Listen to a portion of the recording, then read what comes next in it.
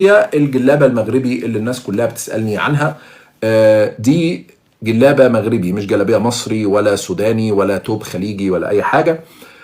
أنا وصلت لندن في 2018، وفي خلال السبع سنين اللي فاتوا الحقيقة كان ليا صديق من المغرب، كان زميلي في الشغل، وبعد كده الحقيقة بقى صديق شخصي وبقى أقرب حد يعني ليا في هذه البلدة، وهو الصديق العزيز أيوب الريمي الله يرحمه، اللي يعني توفي بعد معاناة مع مرض السرطان في شهر فبراير اللي فات. أيوب جاب لي الجلابة دي من المغرب وهو راجع من آخر زيارة لي، واتفقت معاه إن أنا يعني هلبسها وهطلع أصور بيها فيديوهات، وكنا يعني متوعدين إنه أول لايف هطلعه هو لازم هيكون بيتفرج ويدخل يكتب لي كومنت وكده. فأنا يعني بسأل حضراتكم أو بطلب من حضراتكم كلكم يعني ادعوا للصديق العزيز أيوب الريمي، لأنه كان خلوق ورجل، يعني كان رجل فاضل وصديق عزيز وناصح أمين ومخلص، وكان معايا خطوة بخطوة في كل حاجة. كان دايما يعني لما بطلع لايف على تيك توك او في يوتيوب او كده كان بيكلمني يقول لي لو قلت دي بالشكل الفلاني المعلومه الفلانيه كانت محتاجه كده. فهو كان حد يعني مهم في حياتي جدا، انا مفتقده، ما اخبيش عليكم، يعني مفتقده افتقاد شديد جدا جدا. كتير بفتح الرسائل بيني وبينه وبتخيل ان هو لسه موجود، وبكون عايز ابعت له لينك الحلقه دي او لينك اللايف ده عشان اخد رايه زي ما كان بيعمل يعني. فربنا يرحمه ويتقبله في الصالحين ويشفع في صبره على مرضه، ويصبر زوجته السيدة الفاضلة الصبورة اللي تحملت معاه ودعمته لآخر لحظة، ويصبر ابنه الصغير جاد، ربنا يعني يبارك فيه ويحفظه ويختصه يعني ويجعله من عباده الصالحين ويصنعه على عينه. فدي كانت حكاية الجلابة المغربي اللي أنا لابسها. طيب الإخوان، السلام عليكم. قصة مؤثرة لهذا الإعلامي هذا المصري اللي شفتو في تيك توك، وقلت ضروري نبارطاجيه مع الإخوة والأخوات. فشكرا لهذا الوفاء، صداقة المغربي الله يرحمه الله يوسع عليه، واللي جاب هدية كجلباب مغربي للإعلامي المصري الصديق ديالو. أكيد المغاربة كيعرفوا قيمة الجلباب سواء الرجالي أو لا النسائي، وقيمة الارتداء ديالو. وملي كتقدموا كهدية بطبيعة الحال كتقدموا للشخص اللي عزيز عليك. في هذا الفيديو اللي غنشوفوه الخوت من بعد، فيديو أحد السياح السعوديين اللي زاروا المغرب، وفي العودة ديالهم في اللقاء مع الأم ديالهم كان هذا اللقاء بهذه الطريقة هذه. الحمد لله على السلامة، الحمد لله على السلامة يا مرحبا. السلام عليكم. وعليكم السلام. كي داير؟ لاباس عليكي؟ ما شاء الله. كل شيء بخير؟ ما شاء الله. كل شيء مزيان؟ بالصحة والراحة. اش كتعاودي؟ كنحمق عليك بزاف امي. ما شاء الله. كنموت فيك يا اخي. بس ما بقيت لي كلام مغربي، خلصت المغربي كله انا. خليني اتكلم يا اخي. الله يحفظك. الله يحفظكم انتم من العين والحسد. الله يحفظنا من العين والحسد. والله ما شاء الله حفظت المغربي بسرعة. ما شاء الله يا امي، والله اهل المغرب. اهل المغرب والله ما شاء الله. كيف حلو المغرب؟ جميلة. بتشلني؟ ها؟ بشلني المغرب ان شاء الله. نفس صلالة. صلالة نفس. وانت بتروحي المغرب هذا الاسبوع هذا؟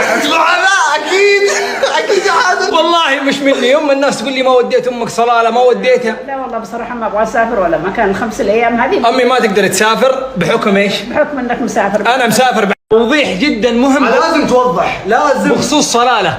عادل الناس اكلتني في الشارع كل ما اخوك اوعد واخلف، هذا كلام غير منطقي عادل. حتى الكومنتات انت وعدت امك وتوديها صلاله ورجعت كلمه اسالش بالله مني. لا والله مش منك، مني انا. ليش؟ لانك انت مسافر دحين. انا مسافر اسبوعين، وبعد رجوعك ان شاء الله انا بعد الفتره هذه اقعد معك يعني، وبعد رجوعك ان شاء الله باذن الله كلنا نلقى في صلاله باذن ان شاء الله. الله. ان شاء الله. حلو. ان شاء الله ان شاء بس الله. ما تلاحظي شيء؟ لا والله ما شاء الله عليكم، مالكم كذا متنتم مثلنا صح؟ 10 الايام هذه حق المغرب كذا سويت فيكم. والله مثلنا 7 كيلو انا وعمار. طاجين كسكسي ما شاء الله. ايش بعد؟ بس هذا اللي حطه معك. والله الاكل المغربي يمه حلو، لذيذ.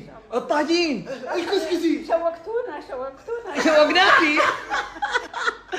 والله يم المغرب. نهاية الكلام واشهدوا يا كثر ما شهدتهم وانا بشهدهم كمان. يا كثر ما شهدتهم. يا كثر ما شهدتكم علي. ايش؟ ان عليك ديون، عليك دينين علي بعد ما ترجع ان شاء الله من السفر.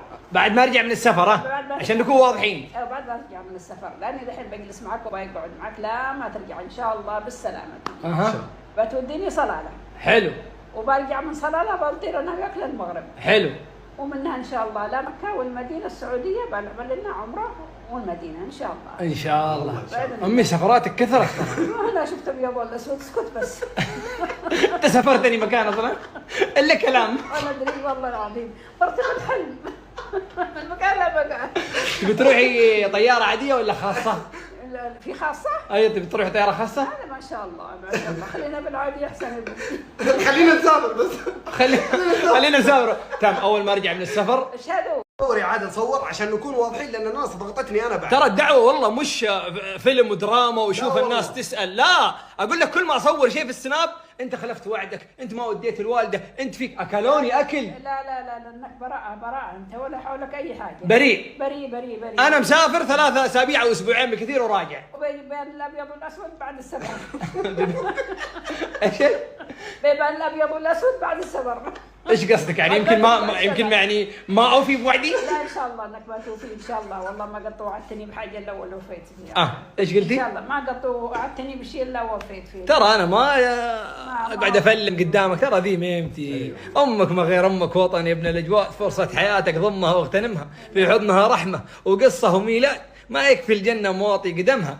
هذه انت والله لو ايش ما اسوي ما اوفيش ولا اعطيش ربع اللي سويتينه. وانا يوم اصور ترى ما اراوي مني انا البار، لا بالعكس والله ما اتصنع.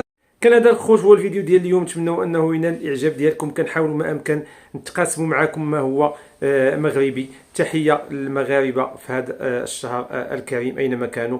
تحيه خاصه للجاليه المغربيه المقيمه بالخارج اللي متعطشه دائما لكل ما هو مغربي، واكيد بتواصلنا مع بعض المتابعين في ارض المهجر فكنعرفوا القيمه ديال الوطن، وكنعرفوا القيمه ديال الحب ديالهم للوطن. كنعرفوهم باللي كيتابعوا جميع الفيديوهات والمحتويات اللي كتكلم على الوطن، على المغرب وعلى المغاربه وعلى المغاربيت. فاي حاجه فيها روح ولا ريحه الوطن، سواء فيديوهات كتتعلق بجلاله الملك محمد السادس او بالتراث المغربي او بالمأكولات المغربيه او الطبخ المغربي او اللباس المغربي، فاكيد كيكونوا مهتمين به بشكل كبير. نتمنىكم الخوت تبارطاجيو هاد الفيديوهات على اوسع نطاق، ديروا اللايكات على الاقل، لانه غير بضغطه الزر وحده ممكن انك تساعد الفيديو في الانتشار بشكل واسع.